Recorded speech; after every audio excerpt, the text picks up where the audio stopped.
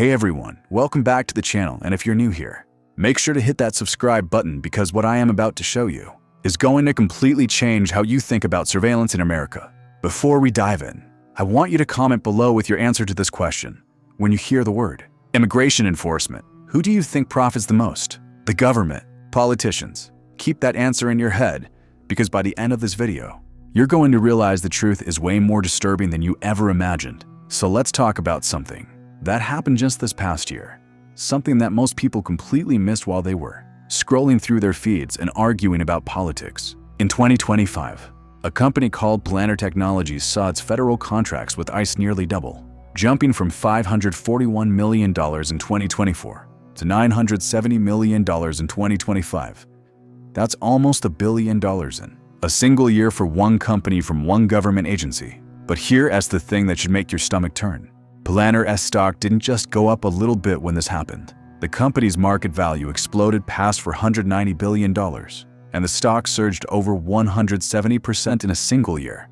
Think about that for a second. 170% returns while the rest of America argues about whether surveillance is good or bad.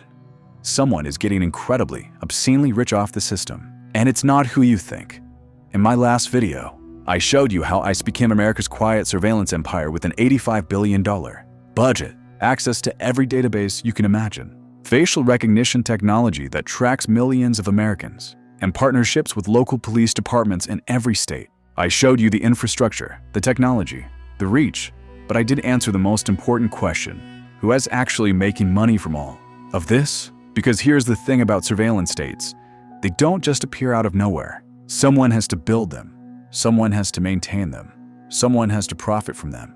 And when you follow the money, when you really dig into where those taxpayer dollars are going, you discover something that's both brilliant and terrifying.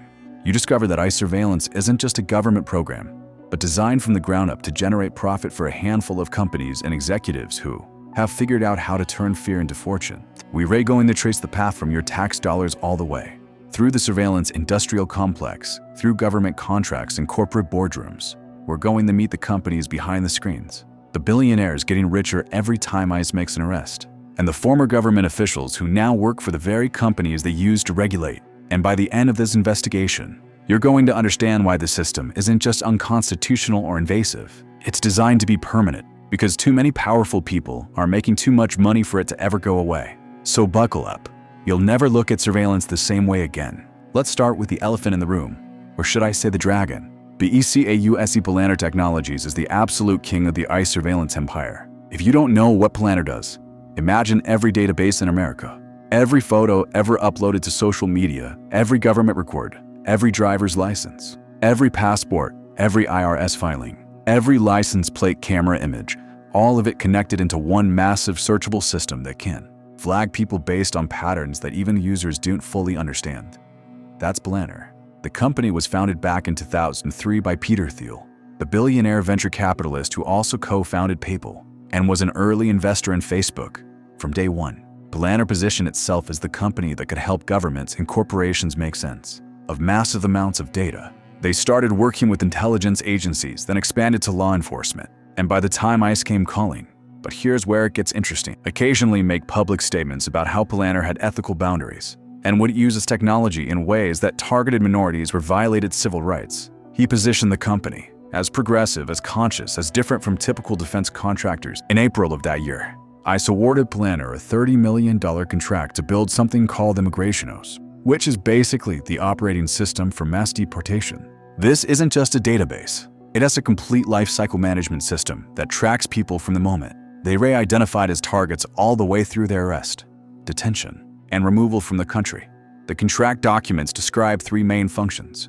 First, targeting and enforcement prioritization, which helps ICE decide who gets deported first, with special focus on what they call violent criminals and visa overstays, though nobody seems to know exactly how the system defines violent criminal. Second, self-deportation tracking, which gives ICE near real-time visibility on people who voluntarily leave the United States, which sounds helpful until you realize they're building a system to monitor millions of people as movements across international borders. And third, immigration lifecycle management, which streamlines the entire deportation process from identification to removal. Now here's what makes this so profitable for Palantir. They're not just building a new system from scratch. They're integrating data from agencies they're already working with. They pull information from passport databases, social security files, IRS records, license plate readers, facial recognition systems, you name it. Because Palantir already has contracts with multiple federal agencies, they can position themselves as the only company capable of connecting all these dots. And ICE buys that argument every single time. In fact, when ICE justified the contract, they literally stated that Palantir is the only source capable of delivering the system, that Palantir has deep institutional knowledge of ICE operations, and that any delay would undercut enforcement mandates outlined in executive orders from the Trump administration. Translation: Palantir has made itself irreplaceable, and they can charge whatever they want, and charge they did. That $30 million contract was just the beginning. By the end of 2025, Palantir had secured contract modifications that brought their total ICE contracts to over $139 million just for the investigative case management system alone. But that's not even counting the other contracts with other parts of the Department of Homeland Security. When you add it all up, Palantir received more than $970 million in federal contracts in 2025, nearly double what they got the year before. And here's the kicker. This isn't unusual for Palantir. Their total revenue for the third quarter of 2025 hit $1.1 billion, with government contracts making up a huge portion of that. The company crushed earnings expectations, reported net income that more than tripled compared to the previous year. And CEO Alex Karp literally wrote in a letter to shareholders that Palantir has made it possible for retail investors to achieve rates of return previously limited to the most successful venture capitalists in Palo Alto. Think about what he's saying there. He's bragging that regular people who bought Palantir stock are getting rich off of government surveillance contracts. He's turning deportation infrastructure into an investment opportunity and positioning it as democratizing wealth. That's not just brilliant marketing. It's dystopian capitalism at its finest. And the stock market loved it. Palantir's stock surged over 170% in 2025, lifting a company's market value past $190 billion and making it one of the most valuable tech companies in the world. Peter Thiel, who owns tens of millions of shares, saw his wealth increase by billions. Early investors made fortunes, and every single arrest that ICE makes, every single person processed through immigrationos, every single data point added to the system, it all translates into shareholder value. But wait, there's more, because Palantir isn't content to just work with ICE. In late 2025, they quietly started another contract with U.S. Citizenship and Immigration Services to build something called the OWS, which stands for Vetting of Wedding-Based Schemes, a platform designed to identify fraudulent marriages. The contract is small, under $100,000, but it represents Palantir expanding its reach into every corner of the immigration system. They're building an infrastructure that will outlast any single administration. That will be too expensive and to integrate it to ever dismantle, and that will generate recurring revenue for decades to come. This is what $1 trillion surveillance industry looks like, and Palantir is leading the charge. Now let's talk about the companies that actually lock people up. Because while Palantir builds the digital infrastructure to find people, someone has to physically detain them. And that's where the private prison industry comes in. There are two names you need to know: CoreCivic and GEO Group. These are the biggest private prison operators in the United States, and they have been absolutely minting money off of ICE detention over the past year. Let's start with GEO Group, because they were ICE's largest contractor, and they've been working with the agency for over decades. In 2023, ICE contracts made up 43% of GEO's entire revenue. Think about that. Almost half of their business comes from one government agency. As of late 2025, GEO operates 20 facilities under contract with ICE across California, Colorado, Florida, Georgia, Louisiana, Pennsylvania, Texas, and Washington. They're also the primary provider of ground and air transportation for ICE through their subsidiary GTI, which means they're making money on both ends, detaining people and moving them around the country. During their second quarter earnings call in August 2025, GEO Group reported total revenue of $636 million, up 5% from the same period in 2024. But here's what really tells you how much they're profiting from this. Their executive chairman George Zoley told investors that ICE is now utilizing 20,000 beds at GEO facilities, up from 15,000, representing the highest level of ICE utilization in the company's history. He also said that those beds represent more than 1/3 of the current ICE detention levels nationwide, which at that point was estimated at 57,000 people total. Translation: GEO Group is housing nearly 1 out of every 3 people detained by ICE in America. And every single one of those people generates $165 per day in revenue for the company. Do that math real quick. 20,000 beds times $165 per day times 365 days per year equals over $1 billion in annual revenue just from ICE detention. But Zoli wasn't satisfied with that. During the same earnings call, he discussed for new facilities that GEO had recently reactivated, including detention centers in New Jersey, Michigan, Georgia, and California, facilities that had been sitting idle because the Biden administration had tried to phase out private prison contracts. Those for facilities alone, with a combined 6,600 beds, are expected to produce more than $240 million in combined annual revenue. That's $250 million from facilities that were closed just months earlier, brought back online specifically to house the surge in ICE arrest under the Trump administration.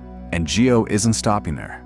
Zoli also teased future growth opportunities, including acquiring or leasing third-party-owned facilities, entering into teaming agreements with Department of Defense contractors to pursue contracts for operational support at military sites, and massively expanding their electronic surveillance division. See, GEO Group doesn't just detain people in physical facilities, they also provide ankle monitors, GPS tracking devices, and smartphone apps that allow ICE to monitor people who are released from detention but still under supervision. The program is called ISAP, the Intensive Supervision Appearance Program, and GEO is the only provider. As of mid-2025, they were monitoring about 185,000 people.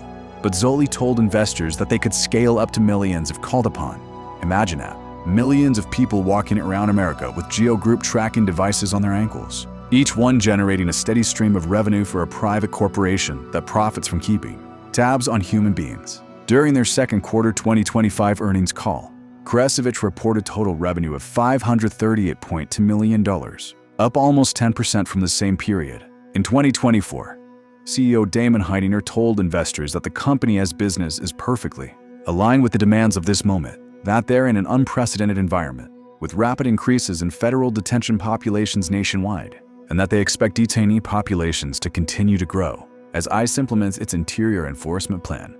He wasn't exaggerating. CoreCivic revenue from ICE contracts in just the third quarter of 2024 alone was $140 million, and by mid-2025, they had signed contracts worth over $680 million to house detained immigrants in facilities across more than half a dozen states. One of their most controversial moves was reopening the South Texas Family Residential Center in Dilley, Texas, a 2,400-bed facility that can detain entire families, including children. This facility had been closed in 2024 after President Biden phased out family detention, but CoreCivic brought it back online in 2025 under a new ICE contract that runs through at least March 2030. Heininger told investors that they were on schedule to complete full activation by the end of the third quarter, at which point the facility would generate the full fixed monthly revenue, which insiders estimate to be in the tens of millions per year.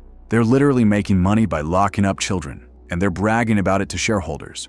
But the real profit engine for CoreCivic isn't just detention facilities, it's transportation. Heininger explained during the earnings call that 70% of immigrants in detention were apprehended in the country's interior, not at the border, which means they need to be transported from local jails to ICE detention facilities, often hundreds of miles away. CoreCivic is investing 5 times their normal budget into buses and vans specifically to meet this demand, betting that ICE will need their transportation services to quickly pick people up from local jails and move them to federal facilities. They're essentially building a deportation logistics network, and every mile traveled is another dollar earned. And here's the thing that should make you furious. Both GEO Group and CoreCivic have told their investors that they can activate a combined 14 idle facilities if ICE needs more space. GEO has almost 6,000 idle beds ready to go, plus another 5,000 beds that can be created on a temporary or permanent basis. CoreCivic has informed ICE that they have approximately 30,000 more beds available across 9 empty facilities, plus the capacity to add even more beds to currently operating facilities. They're sitting on unused detention capacity, just waiting for the next wave of arrests to fill them up and start generating revenue. This isn't about immigration enforcement. This is about inventory management for human beings, and business is booming. All right, now let's talk about one of the most controversial companies in the entire surveillance ecosystem, a company that has been sued in multiple countries, banned from operating in several jurisdictions, and yet continues to rake in millions of dollars from the US government. I'm talking about Clearview AI. the facial recognition firm that scraped billions of photos from the internet without anyone's permission and turned them into a searchable database for law enforcement. Here's how Clearview works. The company has built a database of over 50 billion facial images, representing what they claim is the largest and most comprehensive facial recognition database available anywhere in the world. These images weren't collected through some legitimate data partnership. They were scraped from social media platforms, websites, news articles. Basically anywhere a photo was publicly accessible on the internet. If you've ever posted a photo of yourself online, there's a very good chance your face is in Clearview's database and you never consented to it. The software allows law enforcement to upload a photo of a suspect and search for possible matches across all 50 billion images, pulling up links to where that face appears online, along with associated social media profiles, usernames, and other identifying information.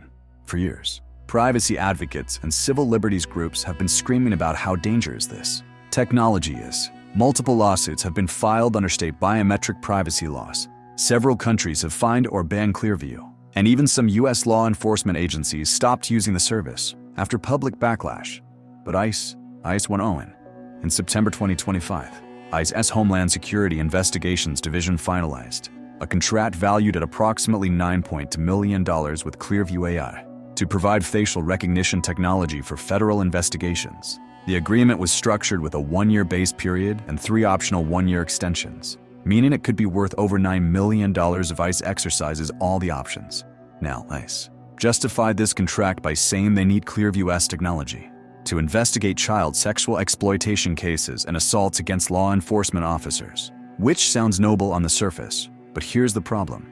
The contract gives ICE access to Clearview's entire database for any investigation, not just the ones they mention in the justification. And we already know from leaked documents and investigative reporting that ICE has a history of using facial recognition technology to identify protesters, track down undocumented immigrants, and even monitor people who haven't been accused of any crime. When you give ICE a tool that can identify anyone from a single photo and link them to their entire online presence, you're not just solving crimes, you're building a surveillance network that can track virtually anyone in America. And Clearview is loving it, because this $9.2 million contract is their largest federal contract to date. Prior to this, their biggest ICE contract was a $2.3 million enterprise license deal signed in 2021. They also had smaller contracts with individual ICE field offices, including the $224,000 deal with the Dallas office, focused on child exploitation cases. But the 2025 contract represents a massive expansion,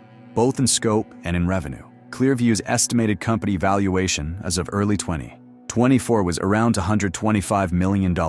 Which means this single ICE contract is worth more than 4% of the company's entire value. That's huge for a relatively small tech firm. But it gets even more interesting when you look at Clearview's legal troubles and how they've managed to keep operating despite being banned or fined in multiple places. In Illinois, a class action lawsuit under the state's Biometric Information Privacy Act resulted in a settlement where plaintiffs were awarded a potential 23% equity stake in Clearview AI instead of direct cash compensation. The settlement was valued at $51.75 million, but instead of paying out money, Clearview basically gave the plaintiffs a piece of the company, contingent on future events like an IPO or acquisition. Translation: Clearview didn't have the cash to pay the settlement, so they're betting on their future growth, funded by government contracts like the one with ICE, to eventually make those plaintiffs whole.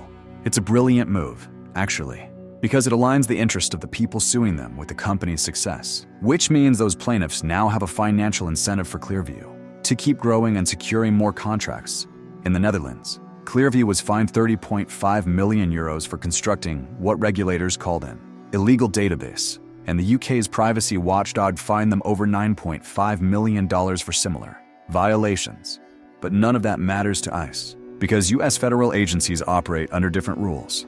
And as long as Clearview can position their technology as essential to public safety, they'll keep getting contracts. In fact, just before the ICE contract was announced, several senators, including Edward Markey and Jeffrey Merkley, called on federal agencies to halt the use of Clearview's facial recognition technology, citing unique threats to Black communities, communities of color, and immigrant communities. ICE ignored them and signed the contract anyway. And here's the part that should terrify you.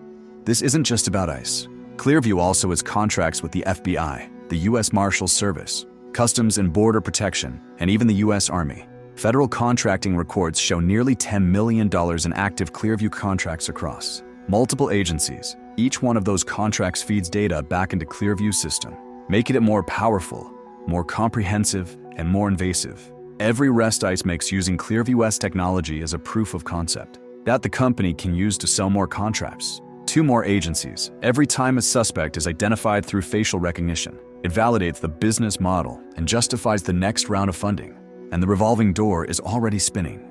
Clearview has hired a notable legal team including prominent First Amendment lawyers who argue that scraping public photos is protected speech, which could set a legal precedent that allows this kind of mass surveillance to continue indefinitely. The company's leadership has also cultivated close ties with political figures. In February 2025, following the resignation of founder Undone, Clearview appointed Hal Lambert and Richard Schwartz as co-CEOs. Lambert previously did fundraising for Trump's presidential campaigns, which should tell you everything you need to know about how this company plans to secure future government contracts.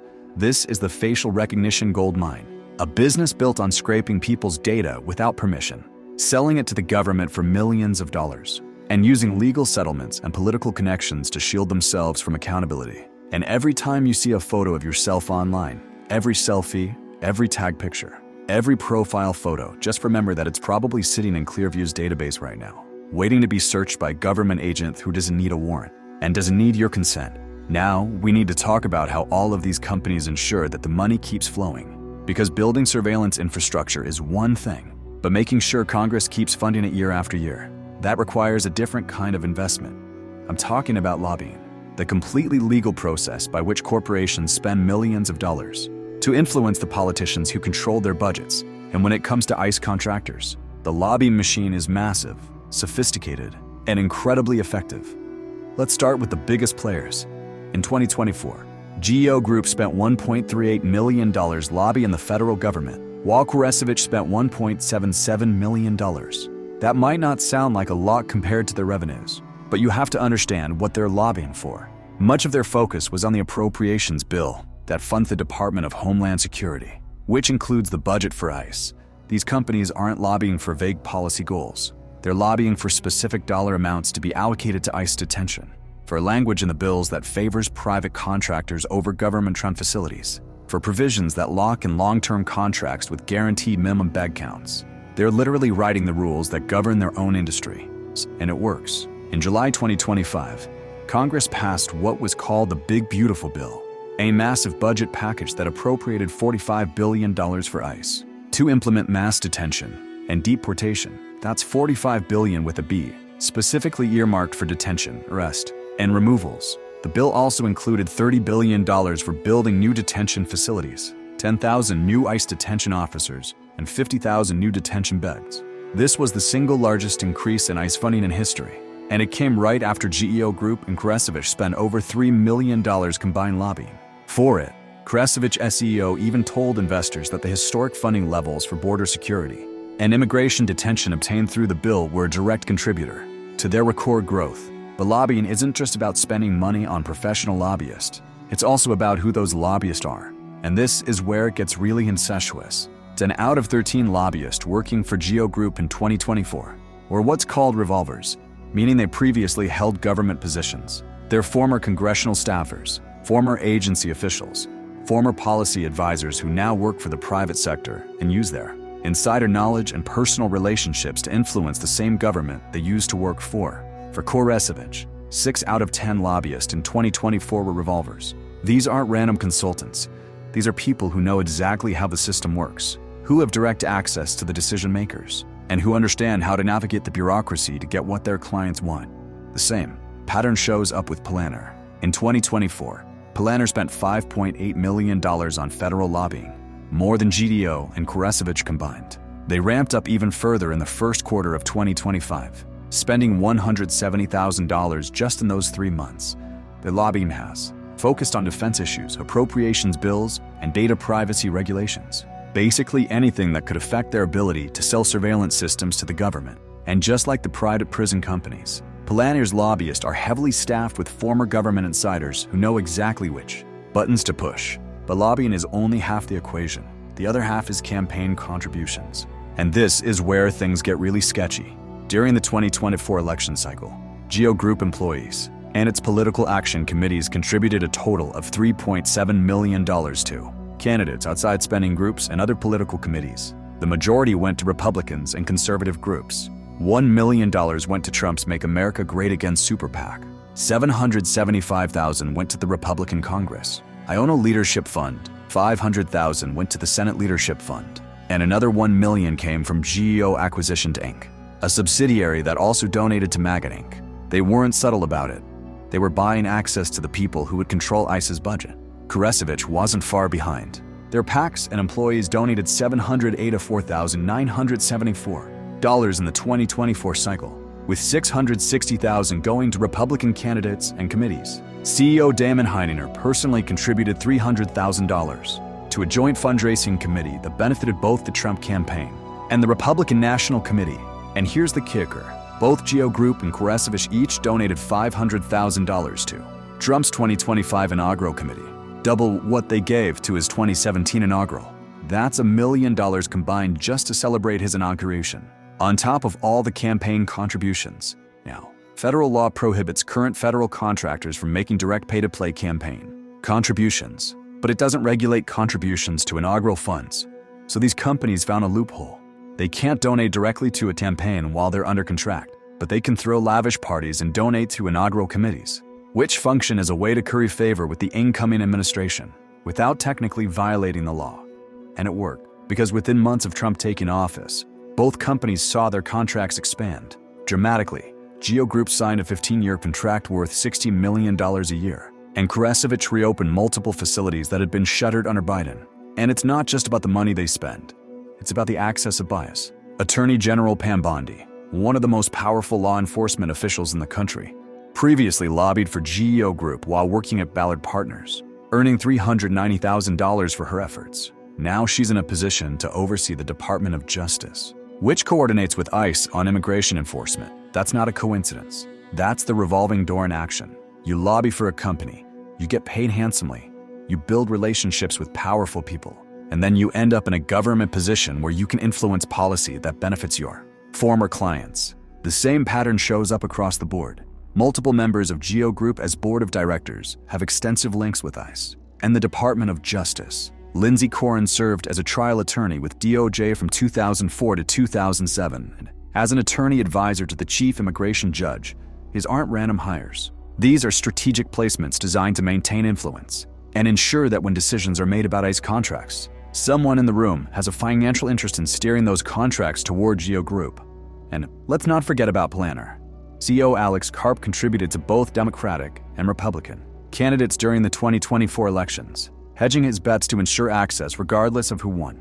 Palantir employees collectively donated almost $5 million, with large contributions going to both major parties. The company understands that the surveillance business is bipartisan, that both Democrats and Republicans fund law enforcement and national security, and that the key to sustained growth is making sure they have friends on both sides of the aisle. This is the lobbying machine, a multi-million-dollar operation designed to ensure that no matter which party is in power, no matter what the public thinks about immigration or surveillance, the money keeps flowing to the same handful of companies. They spend millions to make billions, and the return on investment is staggering. For every dollar spent on lobbying, these companies secure contracts worth hundreds or thousands of times more. It's not corruption in the traditional sense. It's just how the system works. And it's completely legal. All right, now we're getting to the part that really shows you how this whole system is rigged.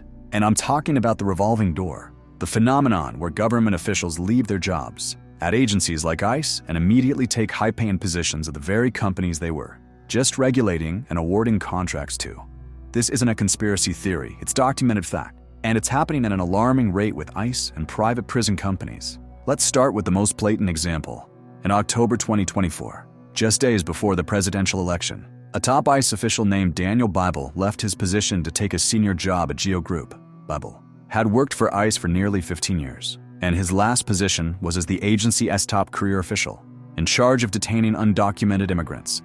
Think about what that means. This guy was literally in charge of deciding how ICE detains people, which facilities they use, what contracts get awarded, and what standards those facilities have to meet. And then, right before an election that everyone knew would determine the future of immigration enforcement, he jumps ship to become an executive vice president at GEO Group. ICE's largest contractor. According to federal ethics documents obtained by watchdog groups, Bible's last day at ICE was October 31st, 2024. His new title at GEO Group is Executive Vice President, and while the company hasn't disclosed his exact salary, executive VPs at companies like GEO typically earn well into the six figures, often with stock options and bonuses tied to the company's performance. So Bible went from a governed salary, which for senior ICE officials is typically in a $150,000 to $200,000 range, to a private sector executive role that likely pays multiples of that, plus equity in a company that he used to regulate. But here's the thing that makes it even worse. Before Bible left, GEO Group literally wined and dined him to discuss employment. According to ethics disclosure forms, GEO spent $1,025 on Bible for travel and lunch to have an appointment. Discussion. The date of that meeting isn't disclosed, but the ethics form was signed by Bible on October 17th, 2024, just 2 weeks before his last day. So while he was still a government official with authority over ICE detention contracts, GEO Group was actively recruiting him, and federal ethics rules are supposed to prevent this kind of thing. But there are so many loopholes and waivers that it's almost meaningless. And Bible is just the latest in a long line of ICE officials who have made this jump. In 2017, ICE Deputy Director Daniel Ragsdale left the agency to become a GEO Group executive. He's still there, working alongside multiple other former ICE officials. In 2019, a former ICE procurement official joined GEO. In 2020, another former senior ICE executive joined. And in 2022, GEO announced that David Venturella, who had been their senior vice president for client relations, would be retiring but would still consult for the company for 2 years. Venturella was replaced by Matthew Albans, who led ICE during part of the first Trump administration. So the guy who was literally running ICE for a while is now a GEO Group executive, directly profiting from the contracts that ICE awards to his new employer. At least 6 former ICE officials who left government work over the past decade now hold top roles at GEO Group, according to investigations by the Project on Government Oversight. That's not a coincidence, it's a deliberate strategy. GEO hires these officials because they have deep institutional knowledge of how ICE operates. They have personal relationships with current ICE officials who are making contracting decisions, and they know exactly what ICE needs and how to position GEO's services to meet those needs. It's insider trading for government contracts, and the revolving door swings both ways. In 2025, Trump's borders are Tom Homan approached David Venturella for a role in the new administration. Now remember, Venturella had left ICE in 2012 to work for GEO Group, where he spent years as a senior executive. And federal ethics rules are supposed to prevent government employees from working on contracts with their former employers for at least 2 years. But instead of being blocked from the job, Venturella was hired by the Department of Homeland Security as a full-time advisor and was granted a waiver from those ethics rules. A waiver. So the rules exist, but if someone powerful enough wants to hire you, they just waive the rules and bring you in anyway by getting Venturella an advisor role instead of a Senate-confirmed position. They also avoided public scrutiny and confirmation hearings where senators could have questioned him about his ties to GEO Group. Yes, now advising DHS on immigration enforcement policy, while his former employer GEO Group is signing billion-dollar contracts to implement those policies. If that's not a conflict of interest, I don't know what is. This pattern shows up everywhere. EOS International, a defense contractor that recently won a $7 million ICE contract for skip tracing services, poached one of ICE's top intelligence chiefs, Andre Watson, in August 2025. Watson had helped run ICE programs targeting students for political speech, and now he is working for a private contractor that wants to expand its business with federal and state law enforcement agencies. The company literally boasted in a press release that Watson would help them win more government contracts. And let's not forget about Stephen Miller, Trump's senior advisor and the chief architect of immigration policy. Multiple investigations have revealed that Miller holds a substantial financial stake in Palantir Technologies. Think about the implications of that. The guy who is designing the government's immigration enforcement strategy personally profits when Palantir gets ICE contracts to implement that strategy. When ICE awards Palantir $30 million to build immigrationos, Stephen Miller's stock portfolio goes up. When Palantir's stock price surges 170%, Miller gets richer. Ethics experts have called this a clear conflict of interest, arguing that Miller's involvement in policy but directly affects a company in which he owns stock creates a predictable financial impact, but nothing has been done about it because the Trump administration either doesn't care or actively encourages this kind of self-dealing. This is what the revolving door looks like in practice. It's not just about individual officials getting cushy private sector jobs. It is about creating a system where the lines between government and industry are so blurred that it is impossible to tell who is working for the public interest and who is working for corporate profits. When ICE officials know they can leave their government jobs and immediately get hired by the companies they are supposed to be regulating, they have a financial incentive to be friendly to those companies while they're still in government. Why would you enforce strict standards or question a company's practices if you know they might hire you in a few years? And this creates a feedback loop that makes the system almost impossible to reform. The companies hire former officials who maintain relationships with current officials. Those current officials award contracts to the companies knowing they might work there someday. The companies profit and expand, they hire more former officials, and the cycle continues. It's a closed loop of mutual benefit that locks in the surveillance industrial complex for generations. All right, now we're getting to the heart of why this whole system is so insidious. And it's not just about the money or the contracts or even the revolving door. It is about how all of these pieces fit together to create economic incentives that make it virtually impossible to dismantle ICE surveillance even if the future administration wanted to. This is the trap. Once you build this much infrastructure and create this many vested financial interests, you can't just turn it off. Let's start with the basic economics. The big beautiful bill that passed in July 2025 allocated $45 billion to ICE for detention and deportation, $30 billion for building new facilities, and billions more for hiring officers and buying equipment. That's over $75 billion in new spending. And almost all of it is going to flow through private contractors. But here's the thing.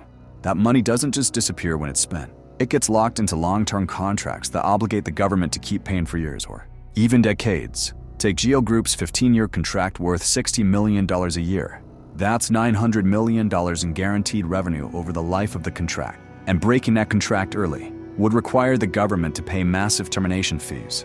Or look at CoreCivic's contracts to reopen multiple facilities. Each one comes with fixed monthly payments that ICE has to make, regardless of how many people are actually detained there. Some of these contracts include guaranteed minimums or bed quotas, which require ICE to pay for a certain number of beds whether they're being used or not. From fiscal years 2017 to 2019, ICE increased the number of contracts with guaranteed minimums by about 30%. And as of May 2020, the Government Accountability Office found that ICE was paying around $20.5 million a month for empty bed space.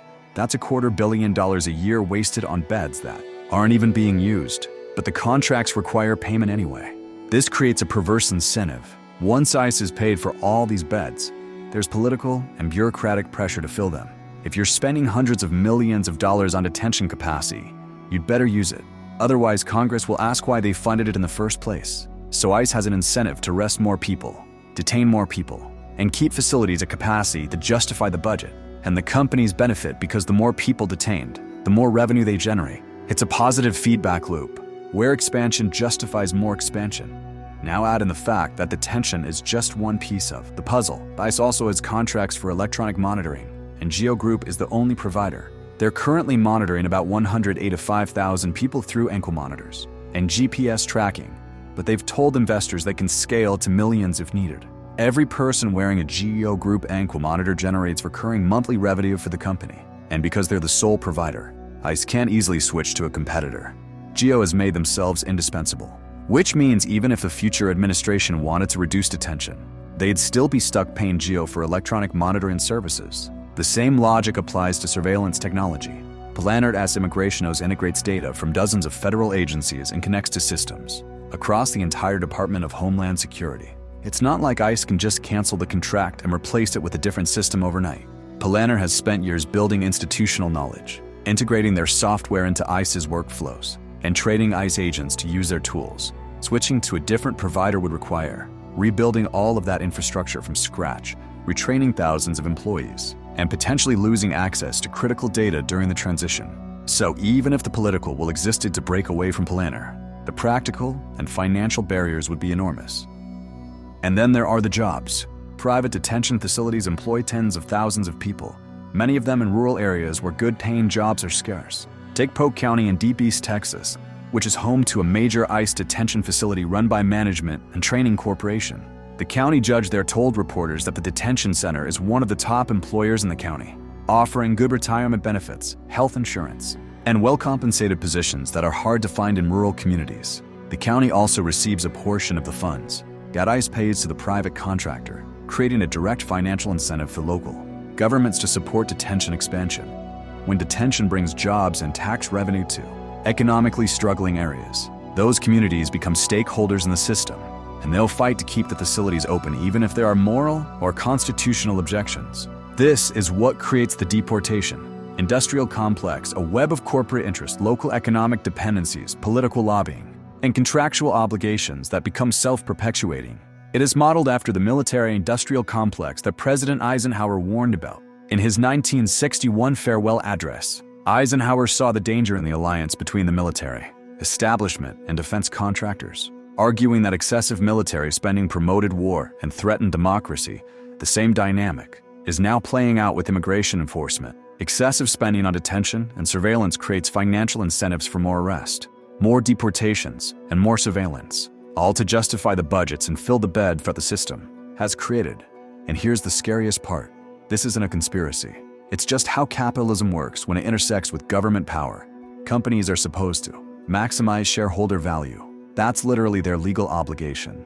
So when GEO Group or CoreCivic or Palantir sees an opportunity to grow their business by securing government contracts, they're doing exactly what corporations are designed to do. The problem is that their business model depends on human suffering, on locking people up, on tracking and surveilling millions of Americans, and on perpetuating the system that treats immigration enforcement as a profit center rather than a public service. And once you've built tens of billions of dollars worth of infrastructure, hired thousands of employees, signed long-term contracts, created economic dependencies in local communities, and given corporate executives and shareholders a financial stake in the system's continuation, you've created a beast that can't be killed. Even if a future president wanted to scale back ICE surveillance and detention, they've faced resistance from contractors threatening to sue for breach of contract, from communities worried about losing jobs, from lobbyists spending millions to protect their clients' revenue streams, and from members of Congress who received campaign contributions from these companies and do want to anger their donors. This is the economic incentive trap, and it's why surveillance infrastructure, once built, almost never gets dismantled.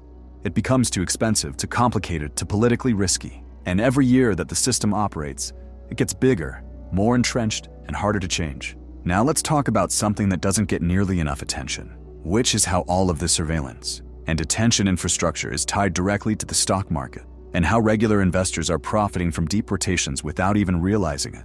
This is where the whole system gets truly dystopian, because we're not just talking about companies making money from government contracts. We're talking about turning human suffering into shareholder value and stock price gains. Let's start with the most obvious example, Palantir Technologies. The company went public in 2020 through a direct listing, and since then its stock has been on an absolute tear.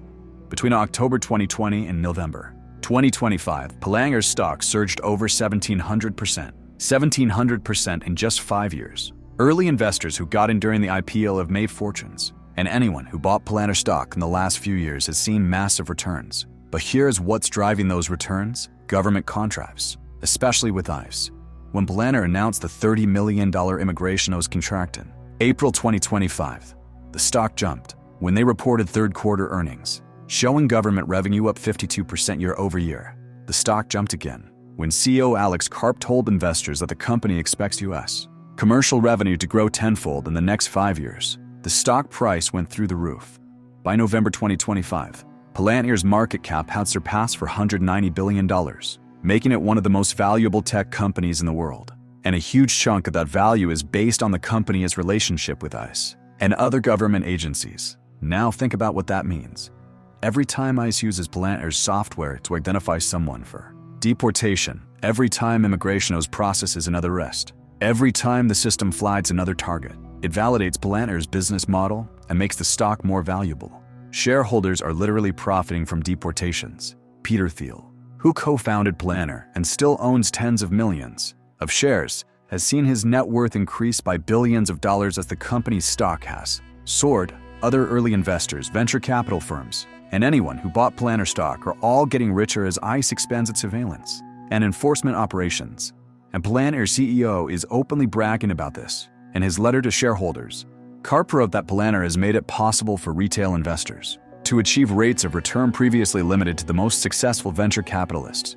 In Palo Alto, he's positioning ICE surveillance as an investment opportunity, telling regular people that they can get rich by buying Palantir stock and betting on the growth of government surveillance. That's not just tone deaf, it's morally bankrupt. He's literally saying, hey, you can make money off the same system that's tearing families apart and building a surveillance state, and he's framing it as democratizing wealth. But Palantir isn't the only company benefiting from this dynamic. Let's look at GEO Group.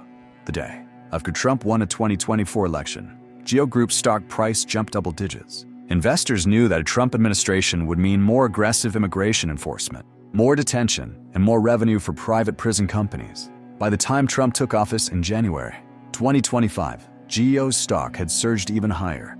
And when the company started reporting record earnings and announcing new contracts with ICE, the stock kept climbing.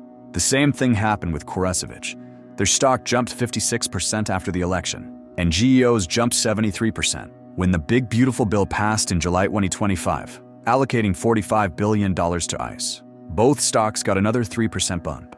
Every piece of news about increased ICE funding, every new contract announcement, every earnings call where executives talk about unprecedented growth opportunities, it all translates into stock price gains. And who benefits from those gains?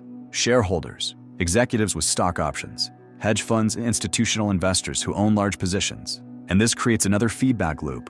When a company's stock price is tied to government contracts, the company has an even stronger incentive to lobby for more funding, to cultivate relationships with government officials, and to position themselves as indispensable to the government's mission.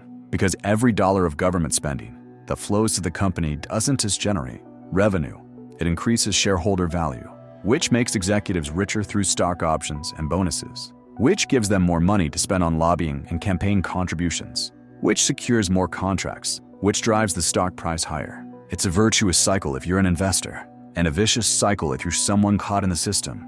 Now let's talk about insider trading, because this is where things get legally questionable. Federal law prohibits government officials from using non-public information to trade stocks. And it also prohibits company executives from trading on material non-public information about their own companies.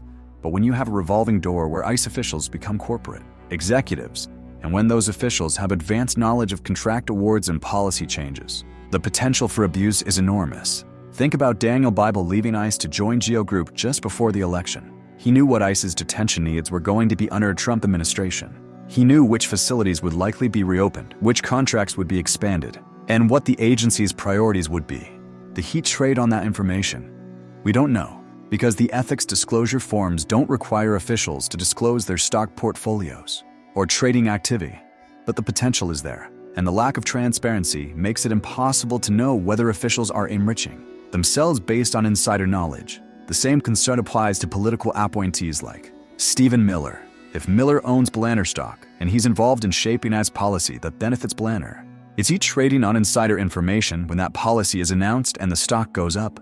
Technically, no, because he's not trading based on non-public information about the company itself. He's shaping policy that affects the company. But morally, it's the same thing. He's using his government position to increase the value of his personal investments. And this isn't just a theoretical problem. It has real-world consequences. When government officials and corporate executives are personally enriched by the expansion of surveillance and detention, they have a financial incentive to support policies that expand those systems. Even if those policies are harmful or unconstitutional, they're not making decisions based on what's best for the country or what's morally right. They're making decisions based on what will increase their stock portfolios. And the stock market loves it, because investors don't care about moral implications, they care about returns. If Palantir can deliver 170% gains by building surveillance systems, investors will buy the stock. If GEO Group can double in value by locking up more immigrants, investors will buy the stock. The market rewards profit, not ethics. And the surveillance industrial complex is incredibly profitable. This is how deportations become dividends, how arrests become earnings per share, how surveillance becomes shareholder value. If the financialization of human rights abuses, where suffering is converted into stock price gains and distributed to investors as capital appreciation. And the most disturbing part is that it's all legal, all transparent, all documented in SEC filings and earnings calls. Nobody's hiding it, because there's no need to. The system is working exactly as designed. Now, here's something most people don't realize. This surveillance industrial complex that's being built in America isn't staying in America. It's being exported around the world. And the same companies that are profiting from ICE contracts are now selling their systems to other countries, creating a global market for surveillance technology that could be worth trillions of dollars. Let's start with Palantir, because they're the poster child for this trend. While Palantir's US government contracts are massive, the company is also heavily invested in international expansion. In September 2025, Palantir signed a £1.5 billion defense deal with the United Kingdom, one of their largest international contracts ever. This wasn't just about defense. It included data analytics and surveillance systems that could be used for domestic law enforcement and immigration control, essentially exporting the same tools they sell to ICE to British authorities. But the UK isn't the only country buying. Palantir has contracts with governments across Europe, the Middle East, and Asia. They work with intelligence agencies, military organizations, and law enforcement departments in dozens of countries, selling the same integrated surveillance platforms that they've perfected in the United States. And every international contract serves two purposes. First, it generates revenue for the company, diversifying their income stream beyond just US government contracts. Second, it creates proof of concept that they can take back to US agencies and say, look, we're not just working for ICE, we're working for governments around the world. We're the global leader in surveillance technology. And this creates a troubling dynamic, because when countries adopt Palantir systems, they're not just buying software, they're buying into an entire philosophy of surveillance-driven governance. They're accepting the premise that mass data collection and algorithmic targeting are legitimate tools of statecraft. That privacy is something to be sacrificed in the name of security, and that corporations like Palantir should be trusted to build and maintain the infrastructure that governments use to monitor their own populations. It's surveillance colonialism, where a handful of American tech companies export their vision of how society should be controlled, and other countries adopt it because it's easier than building their own systems from scratch. Clearview AI is doing the same thing, but with even less oversight.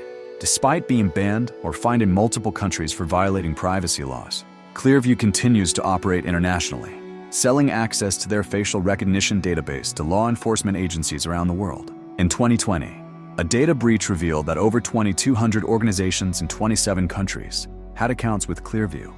That means police departments, intelligence agencies, and private security firms across the globe are using Clearview's technology to identify people from photos, often without any legal framework governing how that technology should be used. And because Clearview's database includes images scraped from the internet worldwide, not just from American websites, they're essentially surveilling the entire planet. If you've ever posted a photo online, anywhere, there's a chance your face is in Clearview's database and could be searched by a law enforcement officer in any country that has a contract with the company. That's a global surveillance network operating with almost no regulation. And it's only going to get bigger as more countries sign contracts. The private prison companies are also going international. GEO Group operates 100 facilities across the world, not just in the United States. They run detention centers and prisons in Australia, South Africa, and UK, among other countries. CoreCivic has explored international expansion as well, though their primary focus remains the US market. But the business model is the same everywhere. Governments pay private companies to lock people up, and those companies profit from incarceration and surveillance. What makes this international expansion so dangerous is that it creates a race to the bottom. When companies can sell their surveillance systems to any government willing to pay, they have an incentive to work with the least restrictive clients, the ones that don't ask too many questions about privacy or civil liberties. And authoritarian governments love this, because they can buy off-the-shelf surveillance tools that were developed and tested in democratic countries, giving them a veneer of legitimacy. If it's good enough for ICE, it's good enough for us, they can say, and suddenly the same facial recognition technology being used in New York is being deployed in countries with no independent judiciary or free press, and the companies don't care. Palantir has faced criticism for working with immigration and customs enforcement, but they've also faced criticism for working with authoritarian governments and for providing technology that could be used to target political dissidents or minority populations. But as long as the contracts are legal and profitable, the companies keep taking them. They argue that they're just providing tools, and it's up to the governments to use them responsibly. But that's a cop-out. You can't sell a hammer to someone and then claim you're not responsible if they use it to bash someone at schooling. And the market for this technology is enormous. According to market research, the global artificial intelligence market is expected to reach $1.8 trillion by the end of the decade. with a compound annual growth rate of nearly 36% between 2025 and 2030. A significant portion of that growth is going to come from government contracts for surveillance, law enforcement, and national security applications. Companies like Palantir, Clearview, and their competitors are positioning themselves to capture as much of that market as possible, and they're using their success with ICE as a selling point. Think about the pitch. We built the most advanced immigration enforcement system in the world. For the United States government, we process millions of data points in real time. We integrate information from dozens of agencies. We can identify and track individuals with unprecedented accuracy. Don't you want that capability for your country? And governments around the world are saying yes, because every government wants more control, more information, more power to monitor and manage their populations. This is how surveillance goes global. Starts with a domestic program, gets perfected and scaled through government contracts, becomes profitable enough to attract serious investment, and then gets exported to other countries as a proven solution. And once it's global, it becomes almost impossible to regulate because different countries have different laws, different standards, and different levels of accountability. A company that's banned in one country can just shift its focus to another. A technology that is restricted in Europe can still be sold in Asia or the Middle East or Latin America. And the long-term implications are terrifying. We're building a world where a handful of private companies control the infrastructure that governments use to surveil their populations, where the same systems are deployed across dozens of countries with no meaningful oversight, and where the profit motive drives the expansion of surveillance far beyond what would be justified by actual security needs. It's a global panopticon, and it's being built right now, piece by piece, contract by contract, with your tax dollars in mind. All right, we've covered a lot of ground, so let's bring this all together and talk about what it means for the future. We've seen how Palantir has turned ICE surveillance into a nearly $1 billion a year business, how GEO Group and CoreCivic are making record profits by locking up immigrants, how Clearview AI has built a facial recognition empire by scraping billions of photos without permission, how lobbying and campaign contributions ensure that Congress keeps funding these systems, how the revolving door between government and industry creates conflicts of interest at every level, how economic incentives trap the system in place, how the stock market rewards companies for expanding surveillance, and how all of this technology is being exported around the world. But the most important thing to understand is this. Once you build a $1 trillion industry around surveillance and detention, you can't just wish it away. It doesn't matter if a future president campaigns on reforming ICE or scaling back surveillance, because the infrastructure is already built, the contracts are already signed, the companies are already profiting, the shareholders are already invested, and the political machine is already funded by the very corporations that benefit from the system's expansion. This is why the surveillance industrial complex is so dangerous. It's not just that it violates your privacy or constitutional rights, although it does. It's not just that it enables government overreach and racial profiling, although it does that too. The real danger is that it creates a self-perpetuating system, where the people with the power to change things have a financial incentive not to. When members of Congress receive campaign contributions from GEO Group and CoreCivic, they're less likely to vote to cut ICE funding. When ICE officials know they can get hired by Palantir or GEO Group after they retire, they're less likely to challenge those companies while they're still in government. When executives own stock in surveillance companies and profit from government contracts, they have every reason to lobby for more funding and fewer restrictions. And the companies have figured out how to make themselves indispensable. Palantir doesn't just sell software. They build integrated systems that connect to dozens of government agencies and become the backbone of ICE operations.